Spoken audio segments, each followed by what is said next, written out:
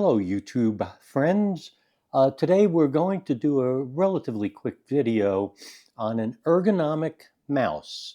So if some of you are like me, I spend a lot of time editing videos, posting videos, working on other things on my computer, and I use my right hand on the mouse a lot. I've had carpal tunnel several times in the last couple of years. I currently have a carpal tunnel again. And so what I did is I did a little bit of research on what kind of mouse to buy. So the one we're going to look at today, I did buy at Amazon. I'll put the link below. And it's either wired or wireless. I'll make that choice, and we'll talk about that when I set it up. And it's a handshake kind of mouse. So in other words, this is a natural way for you to have your hand versus like that, right? So on a regular mouse, you're like that and you're tapping around and you're stretching it versus a handshake, which is much more typical of how your arm naturally is the way to go. I believe this one is a 55% handshake. So we'll see what that means. So I'm going to go ahead and I'm going to open it up. I'm going to set it up on my computer and on my desktop, let you see that. And I hope that if any of you are having issues or using a mouse quite a bit, that maybe this will help you looking for a better mousetrap. No, a better product for your hand. So without further ado, let's open it up. Here is our ergonomic mouse for you to see here. It's the product says Kysona, Kysona. And it is, as I mentioned, it's a 55 degree natural posture. So supposedly that would be a natural posture. And let's see if there's anything else. Let me lower this light just a bit. Angle for optimal ergonomic posture. And so this is the EM11 Pro ergonomic mouse. Resolution 800 to 1600 to 2400, all the way up to 6400 DPI. It's either wired, 2.4 gigahertz, or Bluetooth. So all of the above, and we're going to use two or three, or all three of those. And it has an OLED screen. Again, we've talked about its ergonomic. Silent click, is that good or bad? We'll find out. And so let's open this up. So here we go. Here's the actual mouse. Let me show that to you first. And here we go.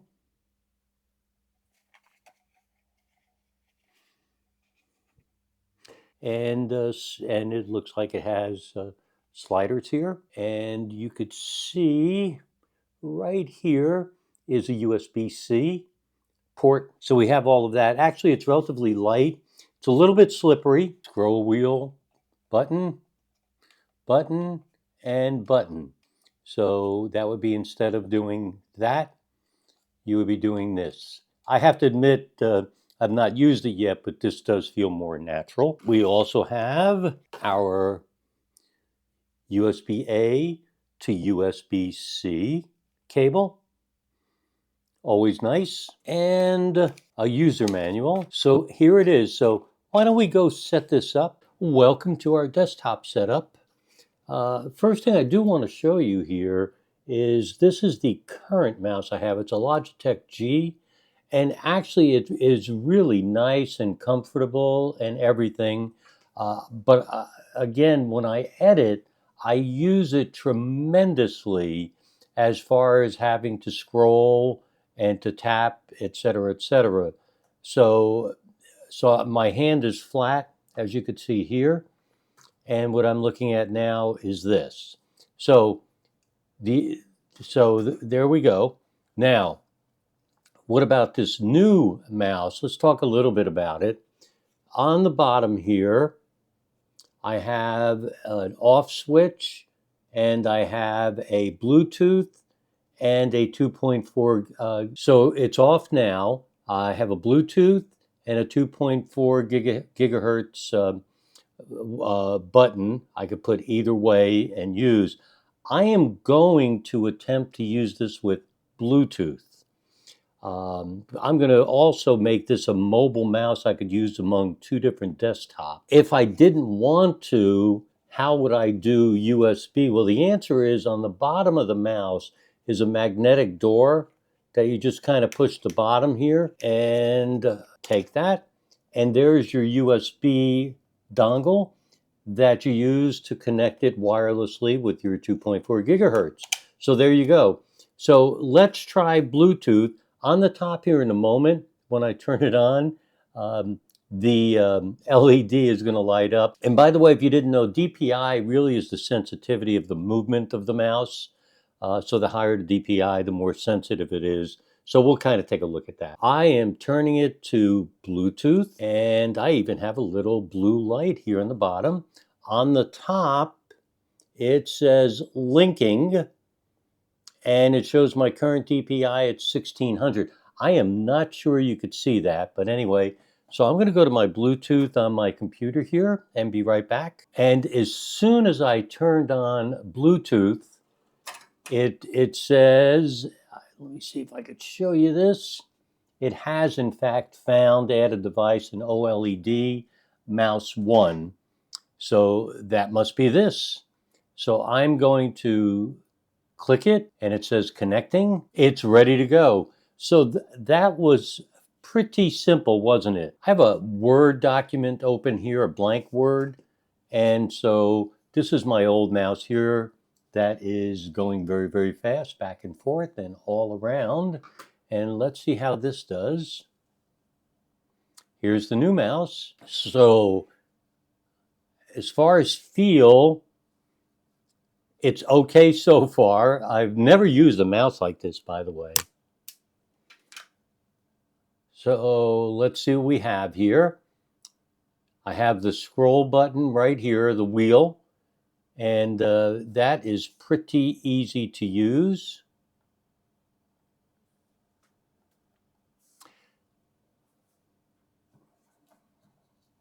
Seems to be moving back and forth at a speed that's reasonable for me.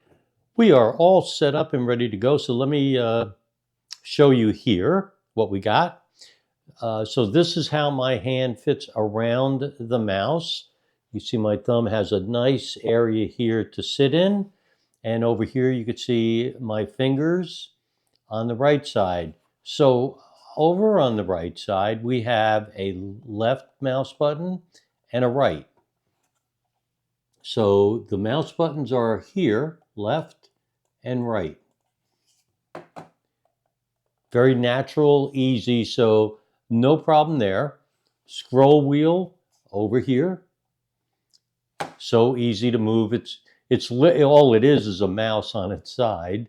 And then here we have our DPI button. And I will tell you that the higher the DPI and the more sensitivity, when I got to the highest level, which was 6400, all I have to do is touch the mouse and it moves all over the place. So the proper setting right now appears to be 1600 for me as far as how it moves the cursor back and forth. On this side, again, I have my thumb here in a resting area where there's no buttons, but over here, there are two buttons. So this one is forward and this one is back. So if you want to move your browser forward or back or anything that you want to move forward and back, it would be those two buttons. One thing to watch for, and I've actually had a fairly large problem with this, is when I want to press this left button here, or this top button to move forward, I inevitably, it's impossible for me not to press that button without pressing the left mouse button at the same time. So this is a problem, and fortunately I don't need to move it too much that way. But that was a surprise to me, is that there is no way I could push that button, the forward button, without pushing the mouse button.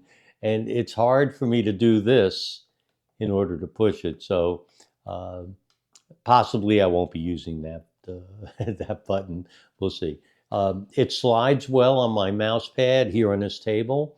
It slides fine. It's got a nice glide to it. This side feels great on my hand. It really does. The resting place for my thumb, perfect. So this is fairly natural, and I actually got used to it pretty quick as far as having a mouse on its side. Like this. It feels pretty good. It's nice and light. As you saw, by the way, it was easy to set up with Bluetooth. So for the health of my my hand and my wrist, and even a little bit for I got tennis elbow. Uh, for the risk of that, I did go out and I did get an ergonomic mouse. As I said, I did a little bit of research on it, not a tremendous amount, because I always think a mouse is a mouse, but then again, it's not, is it? Uh, early on, I would tell you having an ergonomic mouse is helpful. I've been using it a little while, and I do notice that my wrist, my hand doesn't feel quite as tired or strained or whatever all the right words are. It's This is very easy to use. It was I believe it was $21 or 20. Oh, it was $19 on Amazon, so a really reasonable price. The fact that it's got Bluetooth, Wi-Fi, and corded is kind of nice because I could move it among my Surface, my Microsoft Surface tablet.